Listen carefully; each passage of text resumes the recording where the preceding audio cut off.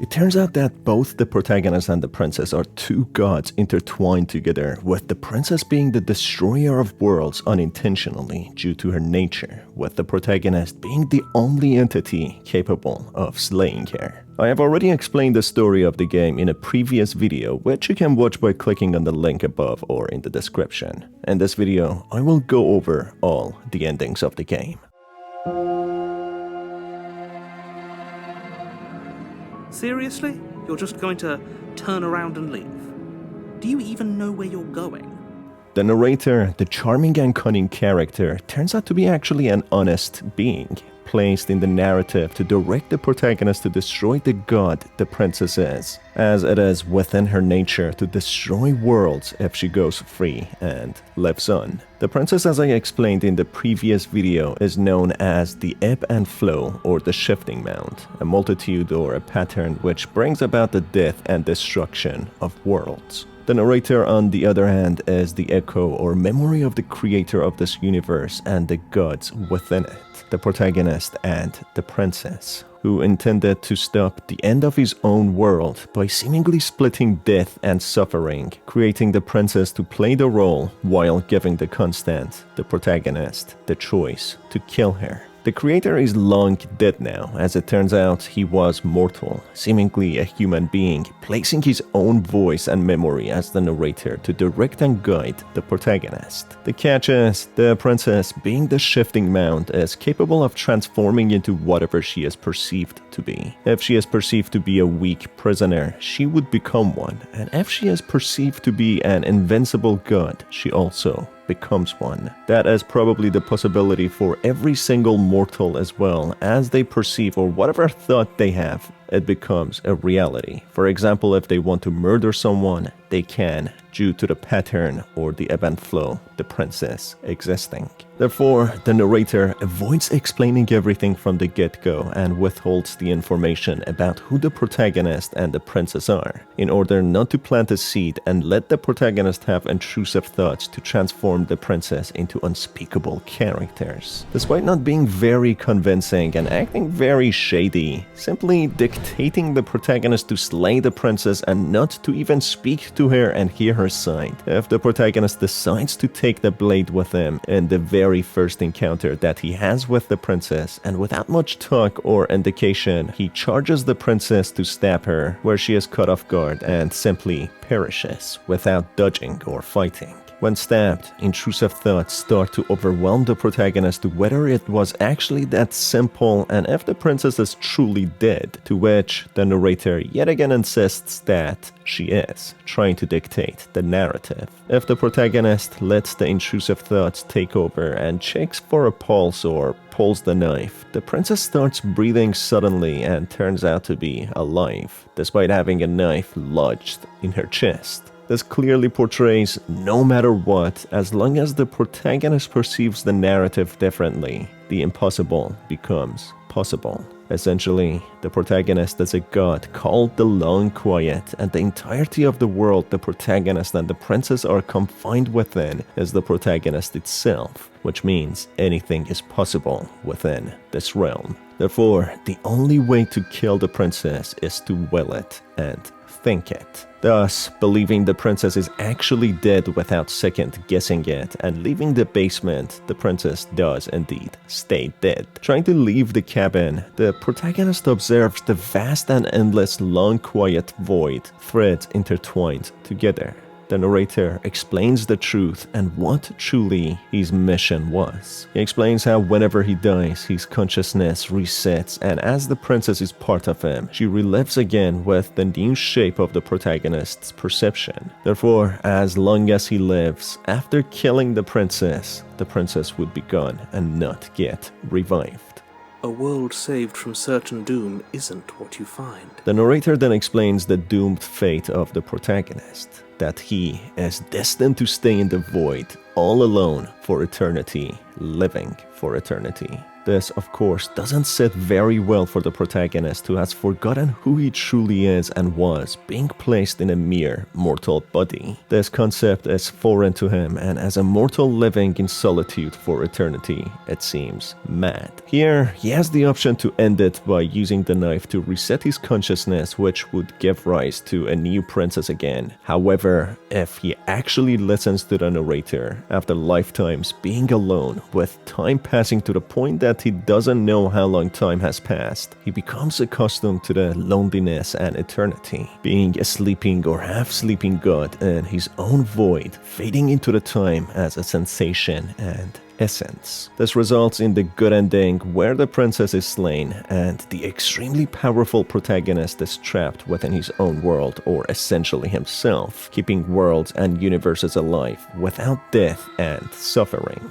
The reason the protagonist needs to kill the princess is because she carries death with her. Her nature is to be different and transform. Therefore, she can be evolution, mutation, different patterns and possibilities, causing plethora of diseases, ways of deaths, disorders, and much more. However, for the princess to be created or even given a form, she needs to be perceived to be alive. That's why whenever the protagonist faces a new princess or a form of her, or in other words, a vessel, the entity or the shifting mound absorbs them and becomes a more powerful entity until she is complete and powerful enough to challenge the protagonist or leave this infinite realm. It seems as if the creator created the life itself, separating the aspect of death and suffering from it, putting it into the shape of a princess so the protagonist can destroy it. That's why the protagonist and princess are one in two, existence and death, and only the existence can get rid of death, and for that, they needed to be separated and put into tangible figures. As we also learn, they are constantly in conflict and intensely connected, as both life and death are. Another ending which can be achieved is through turning away from going back to the cabin in chapter 2 after each encounter with the princess. After each time the protagonist turns away, not willing to go to the cabin to present the new vessels to the shifting mound, the entity or the shifting mound becomes starved of any vessels and it cannot feed on them to become whole. As we learn, the shifting mound doesn't even know what her purpose is and doesn't know what she wants, but as she gets more and more vessels, more experiences and encounters with the protagonist, she matures and learns about different aspects. That's when she learns her core essence is destruction, and leaving the law and quiet, she simply causes mass destruction on a multi-dimensional level. That's not exactly what she wants, to destroy beings and kill human beings, but due to her nature, she cannot control it and she doesn't really care much for lives apart from the protagonist and being with him. First time around, when the feelers appear and try to absorb available vessels, because the protagonist tries to leave, the feelers can only feel the presence and consciousness of the protagonist, which they cannot consume. This frustrates the shifting mound, who instructs the protagonist that she needs to collect vessels in her shape so she can consume them. The second time around, depriving the shifting mound of any vessels yet again, leaving on the second chapter of another encounter. This causes the shifting mound to become furious and urge the protagonist to get her a vessel, as otherwise they would both get stuck in the long quiet, trapped, being hated by her. Third time around, if the protagonist starves the shifting mound of any vessel, it causes her to plead with him that they can be friends, rewarding the protagonist with temporary ecstasy, feeling the best euphoria he's ever felt before. And on the other hand, she shows him a drop of agony and anguish, saying how she can also be his worst enemy, never having felt so horrible and miserable before. She then releases him of his pain and instructs him to find her the vessels, as she cannot do it on her own, and she needs him to do it by perceiving different versions of the princess. Fourth time, the shifting mound feels dejected and powerless, being disappointed, simply telling the protagonist to find her vessels. Fifth time around, the feelers explain next time would be the last, as they would be stuck here forever. And finally, for the sixth time, the feelers caress and embrace the protagonist, showing him love, joy, bliss, and understanding, saying how much she truly loves him. When his soul leaves, Yet pain, agony, suffering makes his soul come back, with the shifting mount saying she still loves him. This keeps on repeating for lifetimes until his consciousness fades and they become one. This is the second ending, which, despite seeming like a bad ending, seems to be one of the better endings, where both the princess and the protagonist spend the eternity together. However, it does end with him losing his consciousness.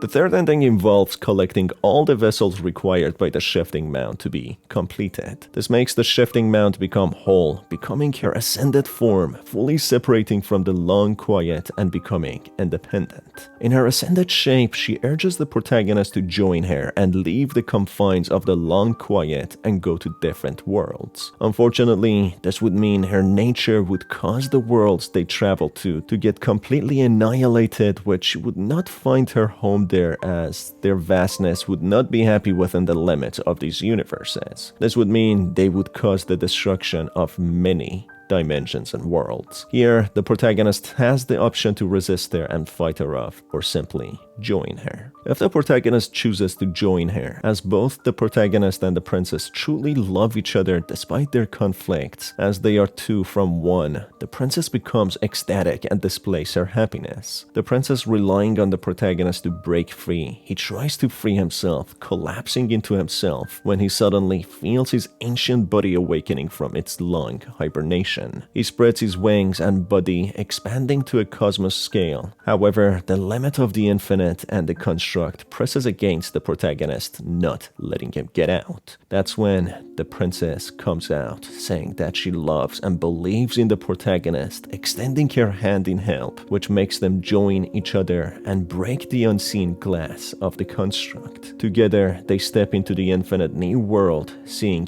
billions or countless numbers of new dimensions and loving each other every second despite the conflict in their nature. And that causes the destruction in their existence and presence in different worlds, as they are life and death itself, giving rise to new worlds and destroying them. An alternative way to interact with the goddess shifting mount is to actually have a conflicting yet beautiful dance, to battle her and contradict her with what she desires. This encounter summons all the vessels that the protagonist collected for her, which all come face to face with the protagonist, hurting him physically, mauling him for lifetimes, until the protagonist himself manages to overcome or overpower them, or the shifting mount has enough, torturing the protagonist, releasing him of his torment. Other vessels mentally and emotionally plead with the protagonist, using his own heart and conscience against him, that without the princess he would be alone for eternity, and that he loved a version of the princess with the smitten, that he took care of her and they are truly in love, to which the protagonist yet again resists, knowing there is a bigger picture. Countless lives in different worlds would perish if they stayed together. After some back and forth, with the protagonist finding it very difficult to challenge the princess, as after all she is part of him, and his livelihood would be destroyed without her, just being a silent god, powerless, left to rot in eternity, yet never dying.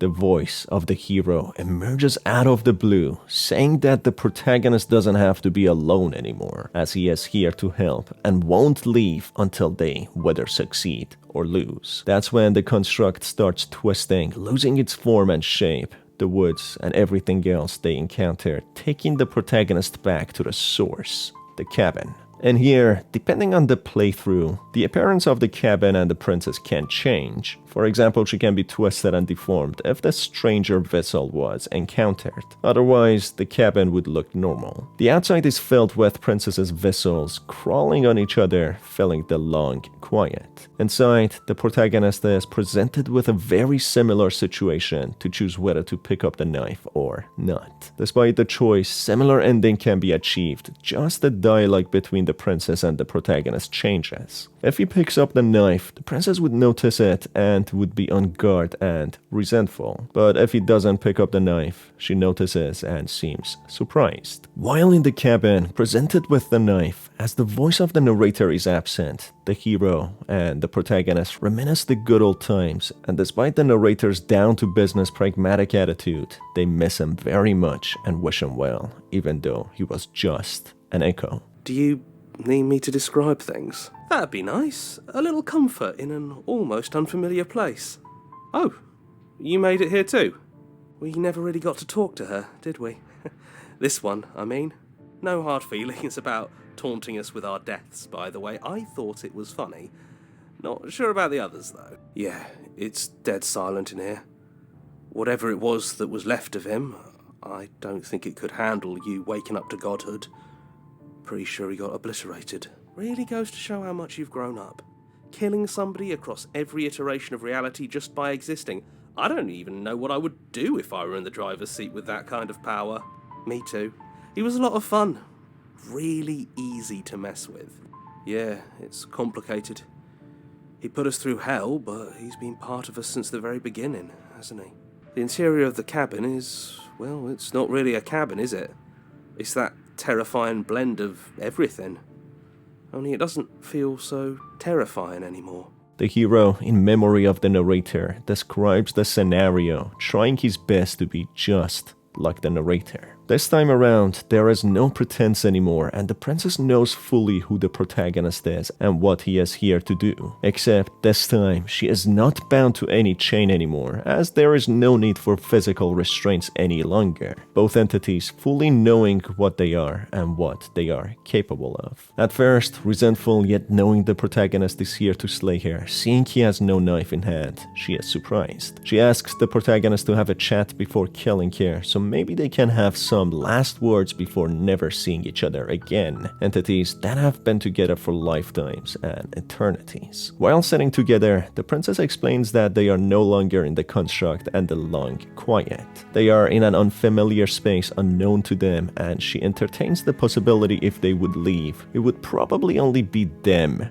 and nothing else. The protagonist explains he never intended to kill her and he always wanted to leave the cabin together with her, but he couldn't accept her killing and destroying the worlds. He only wanted to destroy the multitude or the divine ebb and flow or the shifting mount. She explains that she never intended to kill anyone. It's only within her nature that lives perish with her existence. But nonetheless, she doesn't care. All she cares about is being with the protagonist. She then explains that she feels like herself again, a beautiful and innocent princess, the love of the protagonist, how he perceived her once, and not the powerful and hostile shifting mount. Having the knife in hand alternatively, the princess is more cautious, yet she explains before she dies, she would like to speak to the protagonist. She explains if the protagonist wants to help people and the countless lives, he would need to perceive the princess differently. And that way, he might just be able to help them, as the princess is the manifestation of the protagonist's thoughts and becomes exactly what he thinks. On that note, the protagonist says nothing else and takes the princess's hand, helping her stand up, saying that he doesn't want to slay her and he wants to leave the cabin with her. He explains that he never wanted to be a god and just wanted to leave the cabin with her like mortals. And now that they don't know what's really out there, leaving the cabin would mean the people would be safe.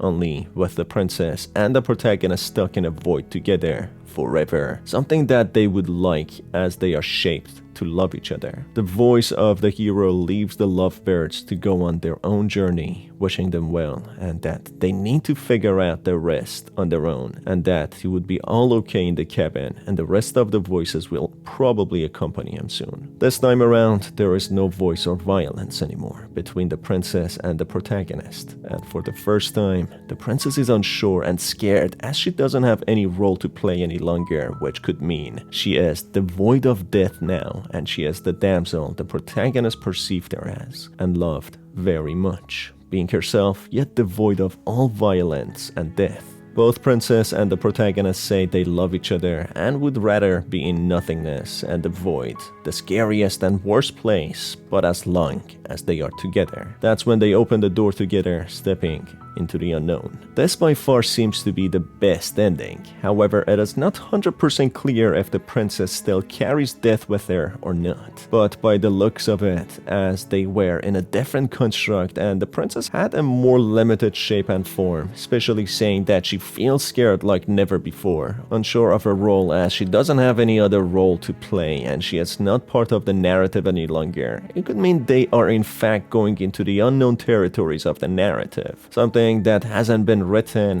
which could mean they will be in a new reality, foreign to them and everyone else, essentially having a happy ever after, unknown to us, ending just there.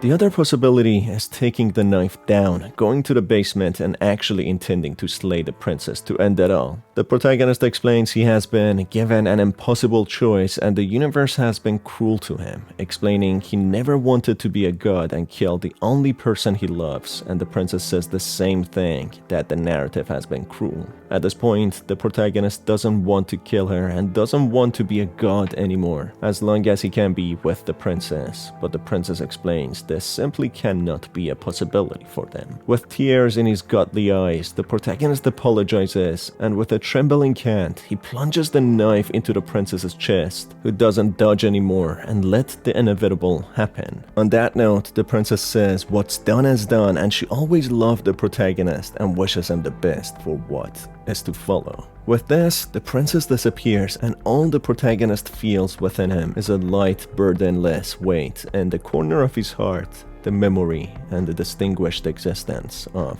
the princess. Despite the doubts and the voice of the hero, the princess is truly gone now, never to return. Leaving the cabin into the long quiet, the protagonist fully awakens, waking up in his colossal ancient body, expanding to the infinite. The princess is not there anymore to break the unyielding glass of universe, yet a gap opens in the protagonist's heart, being the birth of the new world, where everyone lives in happiness, devoid of death and suffering. After countless bloodsheds and suffering by the protagonist and the princess, no one ever has to experience that any longer, with all the voices coming together, happy that they won and achieved absolution. A world free of suffering, with them having the eternity to look after the world.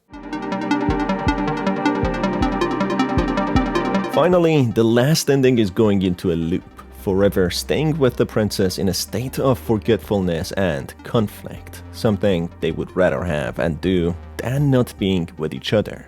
Well, I don't want to be at the end of that knife, so how about we figure something out? What if we tried doing this forever? I can do whatever you think I can, right? So make me put it all back. Make me fix whatever this place is and make me wipe our memories of everything that's happened. Make me send us back to the beginning, before we woke up, before either of us saw the truth. Can she really do that? Are you sure that's what you want? When contemplating what the options are out there for them when in the cabin with knife in hand, the princess suggests that they can do this forever. As long as the protagonist wills it and perceives it, the princess would be able to reset everything before they woke up, wiping all their memories, starting their experience from the beginning with the voice of the narrator being back again. Considering if this wouldn't hurt others and the real people, the princess explains as long as he wills it and perceives it, they wouldn't be hurt, despite seeming like a plausible resolution than killing the love of his life or ending worlds. He explains that he doesn't want to forget the princess, and the princess says the same, but they are out of options for this ending, saying that after lifetimes and multiple encounters, killing and torturing each other, they will be back here again, faced with the same option, which means they probably have been here before, repeating the same loop over and over again in order to not lose each other. Worried that after lifetimes they would change their minds and the protagonist would choose to kill her when they are back here, the princess says they will be who they will be. But for now, they will be who they want to be, and that they will stay together. And they have hurt each other before many times, yet they still love each other when the protagonist hands the knife over to the princess, wanting a painful life than a life without her, as that would be even more painful. And if we do, nothing is stopping us from making the same choice. We could just keep doing this forever. I don't think that's something we'll ever get to know. But odds are we've probably done it before. Who cares? We've hurt each other plenty, and I still like you. And if you're hesitating, then you must still like me, too. Well, if we change our minds, we change our minds. What matters is that we'll always have a choice. This is just the one we're making now. Okay, if this is your choice, then I have your back. I guess I'll see you on the other side. She takes the blade from our hand, a fondness in her gaze. The voice of the hero agrees with the protagonist's decision and explains he will be always there for him and that he will see him on the other side. Despite feeling every shred of pain the protagonist ever felt in each encounter and reality when dying, when the princess says that she loves him and they will see each other again, with the protagonist saying the same thing when all of a sudden everything goes black and he awakens in the forest with a strange voice narrating his path and the mission, and that he's here to slay the princess who will bring the end of the world. You're on a path in the woods, and at the end of that path is a cabin. And in the basement of that cabin is a princess. You're here to slay her. If you don't, it will be the end of the world. And on that note, despite seeming like a bad ending, the princess and the protagonist still have each other, spending eternity together. That's it for this video, folks. It's been your host Star, and I will see you on the next one. Take care.